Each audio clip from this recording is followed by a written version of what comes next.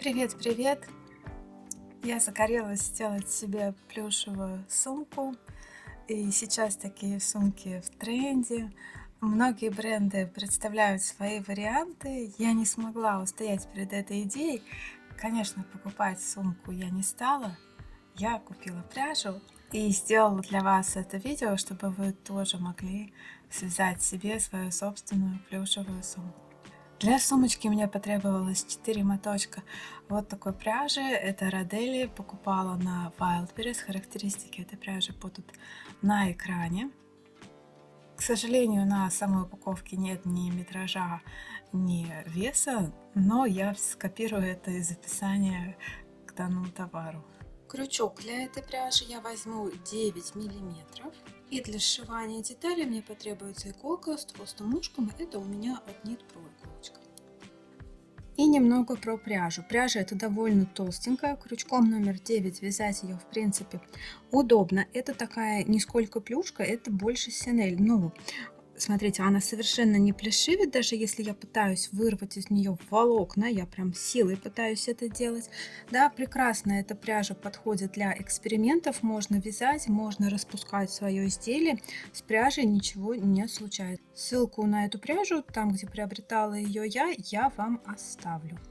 Для основной детали набираю крючком цепочку из 22 воздушных петель. В самом начале я не делаю никогда узелочка. Первое звено у меня тоже всегда считается за звено.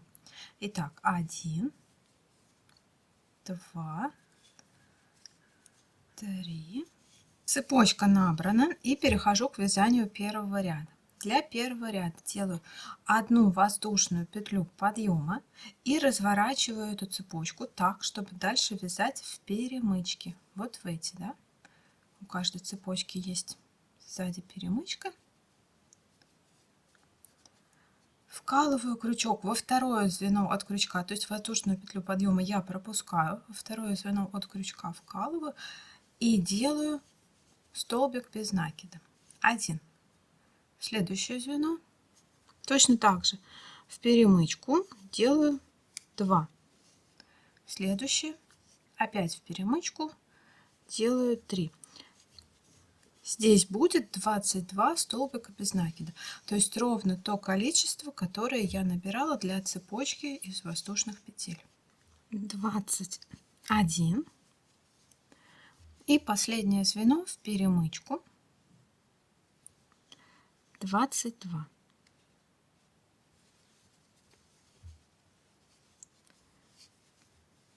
И здесь в конце ряда сразу же будет первый лайфхак этого вязания. Сразу спрячу хвостик, чтобы потом мне не пришлось с ним возиться. Итак, вставляю крючок снова в 2 петли, которые образуют последний столбик без накида, подхватываю хвостик и вывожу его в этот ряд. И дальше вот так вот я его проложу вдоль вязаного ряда, и он скроется в ряду. Первый ряд на этом готов. Второй ряд и в принципе и первый, как и первый, вяжется одинаково. Воздушная петля подъема, поворот, вкалываю крючок в шапочку последнего столбика без накида предыдущего ряда. Здесь я его не пропускаю, не отступаю и делаю 1. Хвостик ввязываю одновременно в ряд. 2, 3. И работаю здесь точно так же, будет 22 столбика без накида до конца этого ряда. Подхожу к концу ряда, 21 и 22. Это была шапочка первого столбика без накида предыдущего ряда. В воздушную петлю подъема ничего не провязываю, ее не трогаю. Ну и работаю такими рядами. Снова воздушная петля подъема, поворот, вкалываю крючок в последний столбик предыдущего ряда. Ничего здесь не пропускаю и вяжу 22 столбика без накида до конца ряда. Повторяю этот ряд на нужную высоту. У меня таких рядов будет 38. Так как одного мотка на одну деталь все равно не хватит, я покажу вам, как я соединяю кончики в этой пряже. Я узелочков не делаю, беру просто обычную нитку с иголкой и сшиваю такую пряжу. Складываю нити навстречу друг другу и делаю несколько витков обычной ниткой. В конце добавляю узелочек, чтобы ничего не распустилось. Кончики затем аккуратно прячу в вязании.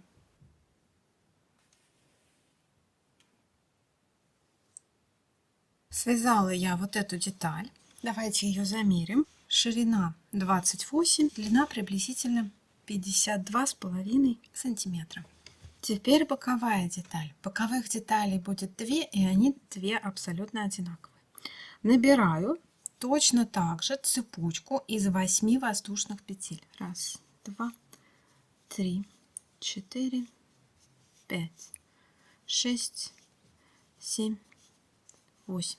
Добавляю для первого ряда одну воздушную петлю подъема и вяжу первый ряд, вкалываю крючок в перемычке. Здесь будет 8 столбиков без накида. В общем, делаю все то же самое, что и на основной детали.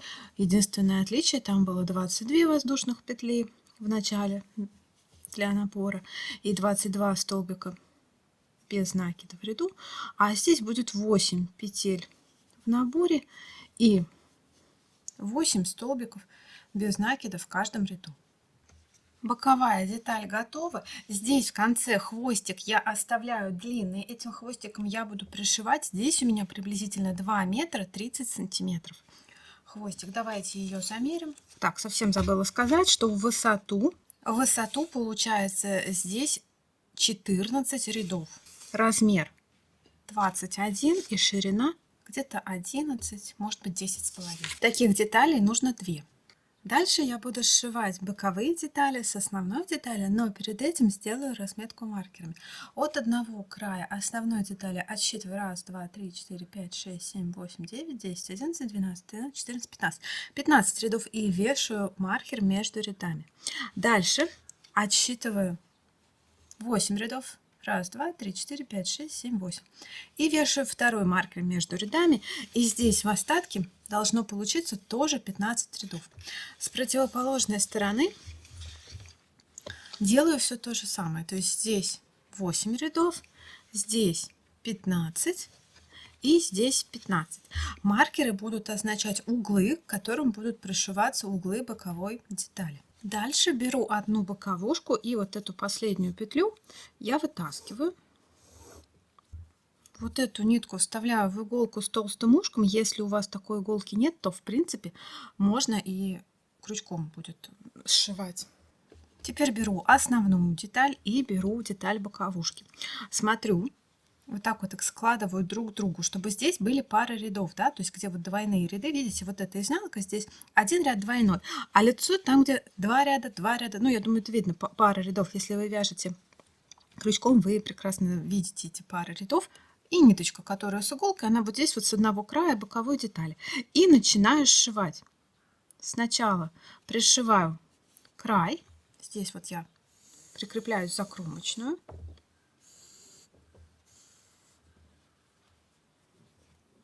Так, возвращаюсь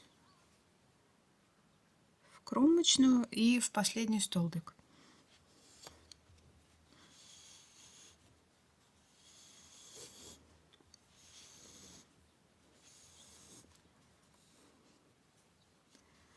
Так, здесь подтягиваю, чтобы все было красиво, ровно, симметрично, и возвращаюсь под ту же кромочную.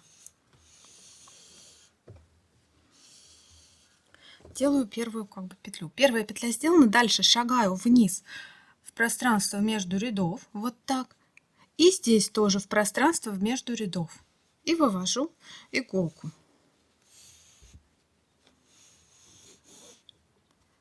Можно все это делать крючком, повторюсь, если такой иголки у вас нет, в которую пройдет столь толстая пряжа. Дальше возвращаю иголку с боковушки в основную деталь, в ту точку, откуда выходит нитка. Вот так. И вот такими стежками я пришиваю эту деталь. Снова здесь спускаюсь вниз в пространство между рядов и здесь снова вниз в пространство между рядов. Вывожу иголку с ниткой. А здесь возвращаюсь в ту точку, откуда нить выходит. Вот она, эта ниточка, которая выходит. Вот я за нее тяну, ее видно.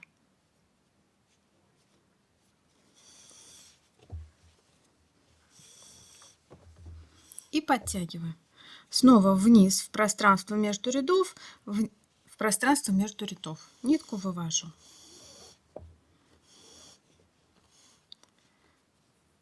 И возвращаюсь.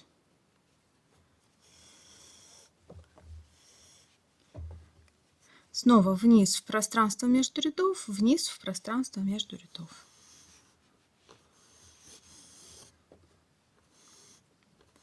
Подтягиваю. Видите, шов на лицевой стороне основной детали практически не заметен, но, во-первых, он и выполнен той же самой пряжей. Да, он сливается с самим вязанием, не контрастирует, не выбивается. Работаю так до первого угла. Дохожу до угла.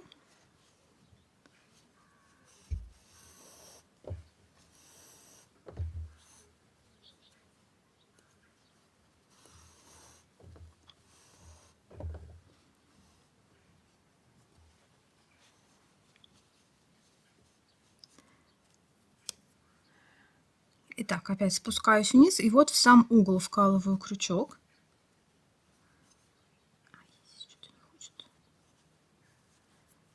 Иголку вкалываю, конечно же.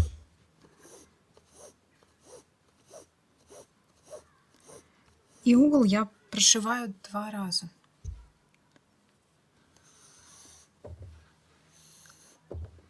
Так. Второй стежок приходится на маркер и в ту же самую точку угла, куда был сделан предыдущий стежок.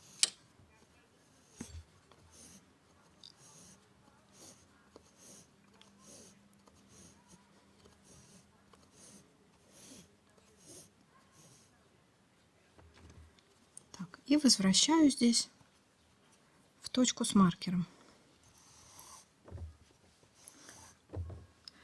Теперь перехожу вот в эту плоскость пришивания. Да. Здесь точно так же на основной детали я спускаюсь в пространство между рядов, а на боковушке я цепляю кромочные косички. Их было 8. То есть здесь все будет, должно все сойтись.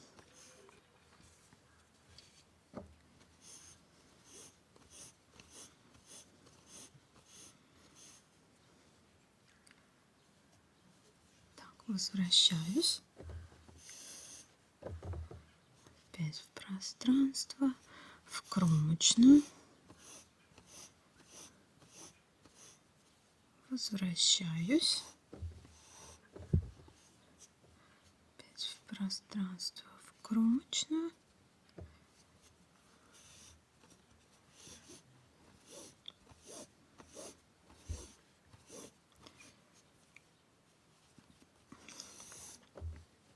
Возвращаюсь. Так, в пространство, в кромочную.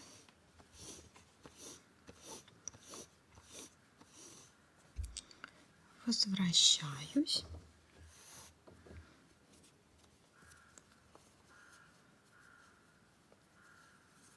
Так. В пространство, в кромочную.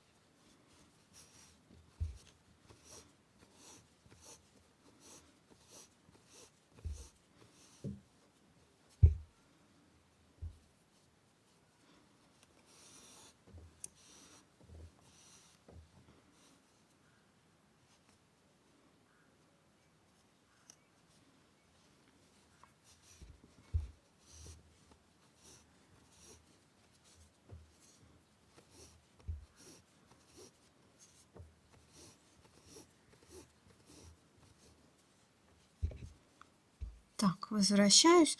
И вот петля с маркером, она приходится на угол.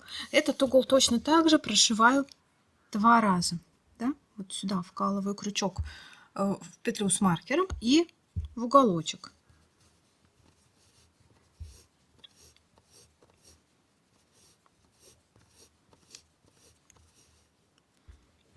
Возвращаюсь в петлю с маркером. Опять в пространство между рядов и в тот же самый уголочек.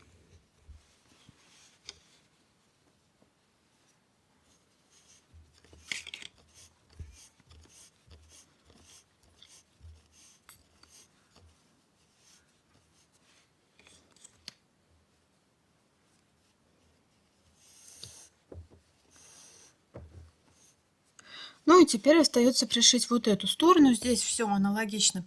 Вот этой стороне точно так же в пространство между рядов и в пространство между рядов. Здесь ряды должны сойтись вот так вот, и в итоге последние петли будут сшивать кромочные боковой части и основной части. Дошиваю последние стежки в пространство между рядов, в пространство между рядов.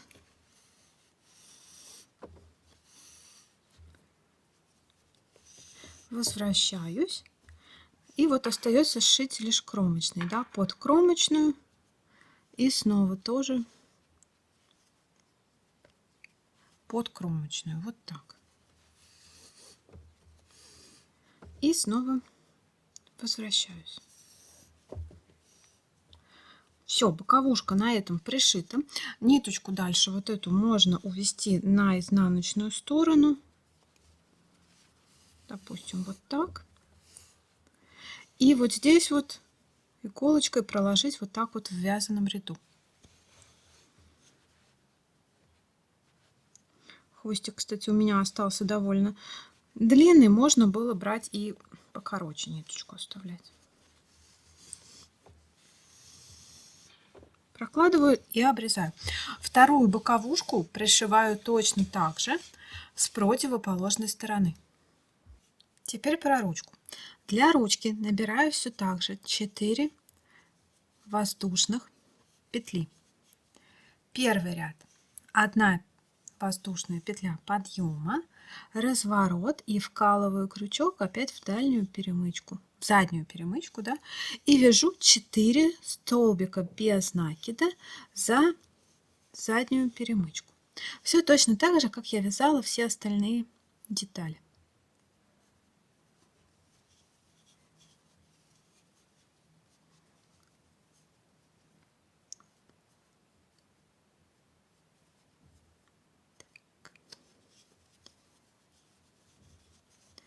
Тоже сразу спрячу наборный хвостик в вязаном ряду. Ну и продолжаю вязать. Воздушная петля подъема и 4 столбика без накида. Хвостик ввязываю в ряд. И опять воздушная петля подъема, поворот и снова 4 столбика без накида. И продолжаю так вязать на нужную высоту. Ручку я довязала. Здесь у меня 24 вот таких вот пара рядов. Значит, это 48 рядов. Размеры ручки. Где-то приблизительно в длину 70 сантиметров получается эта ручка. А ширина ручки 6 сантиметров. Теперь давайте пришивать ручку. Одну ручку я уже пришила к основе. Здесь вот от края отсчитываю 4 кромочных петли и совмещаю в следующую 5-ю петлю и петлю ручки. И с этого края делаю точно так же. 4 кромочных и совмещаю. Ручка должна доходить до угла сумки, до ее самого донышка. То есть здесь у меня было 15 рядов. И я тоже отсчитываю 15 рядов. 1, 2, 3, 4, 5, 6, 7. Вот 8. С этого края отсчитываю 1, 2, 3, 4 и 5-ю петлю совмещаю с ручкой маркером. Вот так. С этого края я отсчитываю, включаю маркерную петлю 1, 2, 3, 4 и ее тоже совмещаю с пространством между рядов ручки. Вот так. Беру всю ту же нитку с иголкой, узелков никаких не делаю и начинаю с верхнего края. Я буду пришивать просто швом вперед иголку, да, вкалываю иголку. Так, здесь у меня что-то зацепилось. Так. Подтягиваю. Оставляю небольшой хвостик, затем, чтобы его связать и спрятать. Затем шагаю вниз, строго соблюдая вот эту вертикальную линию петель, да, вниз на один ряд на ручке и вниз на один ряд. Вот я смотрю, вот куда было сделано стежок, вниз на один ряд на сумке. То есть, чтобы у меня по диагонали шов не ушел, и чтобы ручка тоже не сместилась никак по диагонали ни в одну сторону. И делаю обыкновенный шов вперед иголку. Снова соблюдаю вертикальную линию рядов в пространство между рядов. И здесь то же самое, вот, в пространство между рядов. Опять так, в пространство между рядов. И вот она. Так. Вот откуда выходит, значит, вот сюда.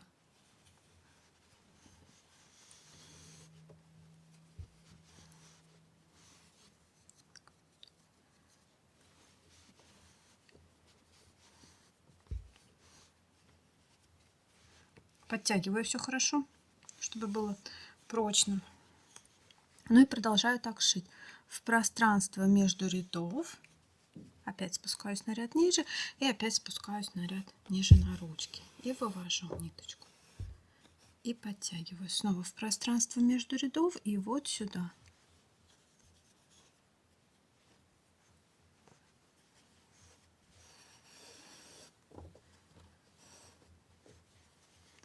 В пространство между рядов. В пространство между рядов. На ручке мне нужно прошить вот такой вот будет прямоугольник. Дойду до сюда, поверну вот так, вернусь, и вот здесь вот ниточки у меня сойдутся в одной точке. Так, дохожу до края ручки, да, вкалываю здесь в кромку и точно так же на сумке в пространство между рядов. Если все сделано правильно, то последний ряд пришьется вот в ряд, который отмечен маркером на углу. Так, подтягиваю.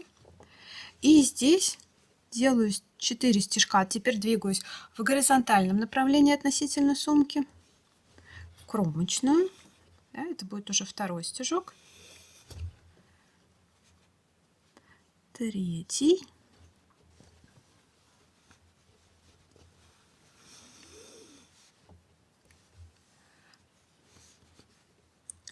И четвертый. Вот он, четвертый. И дальше я начинаю двигаться опять в вертикальном направлении, но уже вверх, да, от донышка к верху. Опять в пространство между рядов. Здесь соблюдаю вертикальный ряд петель, чтобы ничего никуда не съехало, и дохожу до маркера. Дошла до маркера, вкалываю в маркированную петлю. Здесь давайте сниму этот маркер. И в кромочную. Кромочная должна быть четвертая кромочная от первой, да, вот, то есть 1, 2, 3, 4. Вот она, четвертая. Левой рукой буду шить. Подтягиваю и пройдусь еще по кромочным. Вот так вот. Теперь опять по горизонтальным кромочным прохожусь. Для прочности, естественно, и для того, чтобы нитки сошлись в одной точке. Нет, не туда вывела. Вот сюда должна быть выведена ниточка. Так. Так. И так. Все, нитки сошлись в одной точке. Дальше я их просто завязываю на узел. 1 и 2. Прячу в вязаном ряду, как обычно, и еще можно обычными ниточками подшить этот узелочек, чтобы уже точно наверняка ничего никуда не распустилось. Вторая часть ручки пришивается точно так же. С вот этого края я отмечаю 1, 2, 3, 4, совмещаю пятую петлю и здесь отмечаю 1, 2, 3, 4, 5, 6, 7, 8. Вот она, ручка. Пространство между рядов совмещаю и пятую петлю. Второй маркер тоже также перевешиваю. Здесь отсчитываю 1, 2, 3, 4. Вот она, 4-я петля. И тоже совмещаю 4-ю петлю и пространство между рядов. Так. Все. И дальше опять беру нитку с иголкой и точно так же по периметру квадратиком, прямоугольником пришиваю вторую часть ручки. Ручка готова, сумка готова. По бокам я еще прикрепила вот такие кольца-карабины. Они, правда, треугольной формы, но все равно это кольца-карабины. Их легко снимать, легко надевать, и мне кажется, такие кольца самые удобные. И прикрепила длинный еще такой текстильный ремень для того, чтобы носить эту сумку на плече. Короткие ручки позволяют держать ее просто в руке. Размеры моей сумочки будут на экране. Надеюсь, что вам понравилось это видео. Заранее спасибо за ваши лайки. Подписывайтесь на канал, нажимайте на колокольчик. Спасибо за внимание. Пока-пока.